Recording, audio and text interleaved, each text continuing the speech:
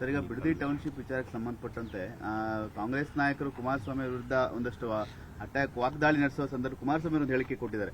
2018 ಯಾರು ನಮ್ಮ ಮನೆ ಬಾಗಿಲಿಗೆ ಬಂದಿದ್ರು ಕಾಂಗ್ರೆಸ್ನವರು ಅಸ್ತಿತ್ವದ ಬಗ್ಗೆ ಪ್ರಶ್ನೆ ಮಾಡ್ತಾರಲ್ಲ ಅಂತ ಹೇಳಿ. ನೋಡಿ ಅಪ್ಪ, ಯಾರ ಮನೆ ಬಾಗಿಲಿಗೆ ಹೋಗಿದ್ದು, ಯಾರ ಮನೆ ಬಾಗಿಲಿಂದ ಹೊರಗೆ ಬಂದಿದ್ದು ಎಲ್ಲ ಗೊತ್ತಿದೆ ಅಲ್ಲ. ಸರ್ಕಾರ ಯಾಕೆ ಬಿತ್ತು ಅಂತ ಗೊತ್ತಿಲ್ವಾ ನಮಗೆ?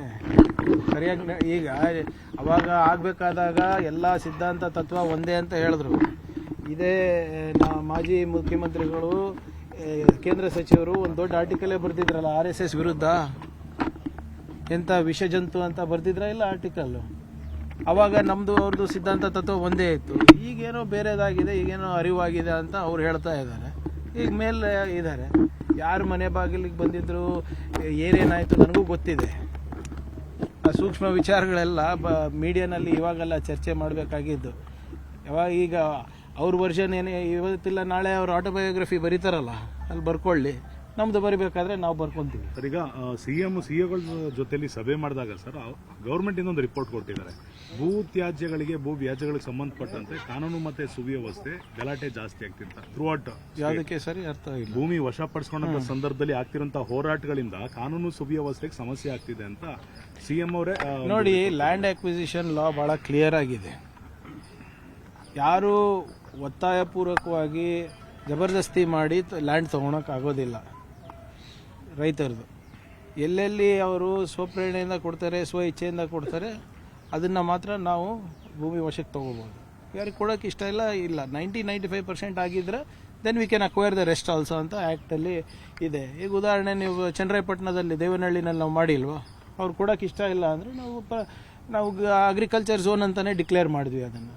ಈಗ ಕೆಲವು ರೈತರು ಇಲ್ಲ ನಾವು ಇಂಡಸ್ಟ್ರಿ ಮಾಡಬೇಕು ಅಂದ್ಬಿಟ್ಟು ಕೆಲವು ಜನ ಬಂದಿದ್ದಾರೆ. ಅದು ಪರಿಶೀಲನೆ ಮಾಡಿ ಅದು ಖರೀದಿ ಅಕ್ವೈರ್ ಮಾಡ್ಬೋದು ಅಂತ ನೋಡ್ತಾ ಇದ್ದೀವಿ. Nobody can force farmers to sell their land. ಅದು ಯಾವತ್ತು ಮಾಡೋಕ್ಕೂ ಪ್ರಯತ್ನ ನಾವು ಮಾಡಿಲ್ಲ, ಮಾಡೋದು ಇಲ್ಲ. ಸರ್, ಈಗ ಬಿಡದಿ ಟೌನ್ಶಿಪ್ ವಿಚಾರಕ್ಕೆ ಸಂಬಂಧಪಟ್ಟಂತೆ ಕಾಂಗ್ರೆಸ್ ನಾಯಕರು ಕುಮಾರಸ್ವಾಮಿ ವಿರುದ್ಧ ಒಂದಷ್ಟು ವಾಗ್ದಾಳಿ ನಡೆಸುವ ಸಂದರ್ಭ ಕುಮಾರಸ್ವಾಮಿ ಒಂದು ಹೇಳಿಕೆ ಕೊಟ್ಟಿದ್ದಾರೆ. 2018 ಯಾರು ನಮ್ಮ ಮನೆ ಬಾಗಿಲಿಗೆ ಬಂದಿದ್ರು ಕಾಂಗ್ರೆಸ್ನವರು ಅಸ್ತಿತ್ವದ ಬಗ್ಗೆ ಪ್ರಶ್ನೆ ಮಾಡ್ತಾರಲ್ಲ ಅಂತ ಹೇಳಿ. ನೋಡಿ ಅಪ್ಪ, ಯಾರ ಮನೆ ಬಾಗಿಲಿಗೆ ಹೋಗಿದ್ದು, ಯಾರ ಮನೆ ಬಾಗಿಲಿಂದ ಹೊರಗೆ ಬಂದಿದ್ದು ಎಲ್ಲ ಗೊತ್ತಿದೆ ಅಲ್ಲ. ಸರ್ಕಾರ ಯಾಕೆ ಬಿತ್ತು ಅಂತ ಗೊತ್ತಿಲ್ವಾ ನಮಗೆ? ಸರಿಯಾಗಿ ಈಗ ಅವಾಗ ಆಗಬೇಕಾದಾಗ ಎಲ್ಲ ಸಿದ್ಧಾಂತ ತತ್ವ ಒಂದೇ ಅಂತ ಹೇಳಿದ್ರು. ಇದೇ ಮಾಜಿ ಮುಖ್ಯಮಂತ್ರಿಗಳು, ಕೇಂದ್ರ ಸಚಿವರು ಒಂದು ದೊಡ್ಡ ಆರ್ಟಿಕಲೇ ಬರೆದಿದ್ರಲ್ಲ RSS ವಿರುದ್ಧ. ಎಂಥ ವಿಷಜಂತು ಅಂತ ಬರೆದಿದ್ರ ಇಲ್ಲ ಆರ್ಟಿಕಲ್ಲು. ಅವಾಗ ನಮ್ಮದು ಅವ್ರದ್ದು ಸಿದ್ಧಾಂತ ತತ್ವ ಒಂದೇ ಇತ್ತು. ಈಗೇನೋ ಬೇರೆದಾಗಿದೆ, ಈಗೇನೋ ಅರಿವಾಗಿದೆ ಅಂತ ಅವ್ರು ಹೇಳ್ತಾ ಇದ್ದಾರೆ. ಈಗ ಮೇಲೆ ಇದ್ದಾರೆ. ಯಾರು ಮನೆ ಬಾಗಿಲಿಗೆ ಬಂದಿದ್ರು, ಏನೇನಾಯಿತು ನನಗೂ ಗೊತ್ತಿದೆ. ಆ ಸೂಕ್ಷ್ಮ ವಿಚಾರಗಳೆಲ್ಲ ಮೀಡಿಯಾನಲ್ಲಿ ಇವಾಗೆಲ್ಲ ಚರ್ಚೆ ಮಾಡಬೇಕಾಗಿದ್ದು. ಈಗ ಅವ್ರ ವರ್ಷನ್ ಏನೇ ಇವತ್ತಿಲ್ಲ ನಾಳೆ ಅವ್ರ ಆಟೋಬಯೋಗ್ರಫಿ ಬರೀತಾರಲ್ಲ, ಅಲ್ಲಿ ಬರ್ಕೊಳ್ಳಿ. ನಮ್ದು ಬರಿಬೇಕಾದ್ರೆ ನಾವು ಬರ್ಕೊಂತೀವಿ. ಸರ್, ಈಗ ಸಿಎಗಳ ಜೊತೆಲಿ ಸಭೆ ಮಾಡಿದಾಗ ಸರ್ ಗೌರ್ಮೆಂಟ್ ಇನ್ನೊಂದು ರಿಪೋರ್ಟ್ ಕೊಟ್ಟಿದ್ದಾರೆ. ಭೂ ತ್ಯಾಜ್ಯಗಳಿಗೆ, ಭೂ ವ್ಯಾಜ್ಯಗಳಿಗೆ ಸಂಬಂಧಪಟ್ಟಂತೆ ಕಾನೂನು ಮತ್ತೆ ಸುವ್ಯವಸ್ಥೆ ಗಲಾಟೆ ಜಾಸ್ತಿ ಆಗ್ತಿರ್ತ ಥ್ರೂಔಟ್. ಯಾವುದಕ್ಕೆ ಸರಿ ಅರ್ಥ ಇಲ್ಲ. ಭೂಮಿ ವಶಪಡಿಸಿಕೊಂಡ ಸಂದರ್ಭದಲ್ಲಿ ಆಗ್ತಿರುವಂತಹ ಹೋರಾಟಗಳಿಂದ ಕಾನೂನು ಸುವ್ಯವಸ್ಥೆಗೆ ಸಮಸ್ಯೆ ಆಗ್ತಿದೆ ಅಂತ ಸಿಎಂ ಅವರೇ ನೋಡಿ. ಲ್ಯಾಂಡ್ ಅಕ್ವಿಸಿಷನ್ ಲಾ ಬಹಳ ಕ್ಲಿಯರ್ ಆಗಿದೆ. ಯಾರು ಒತ್ತಾಯಪೂರ್ವಕವಾಗಿ ಜಬರ್ದಸ್ತಿ ಮಾಡಿ ಲ್ಯಾಂಡ್ ತೊಗೊಳಕ್ಕೆ ಆಗೋದಿಲ್ಲ.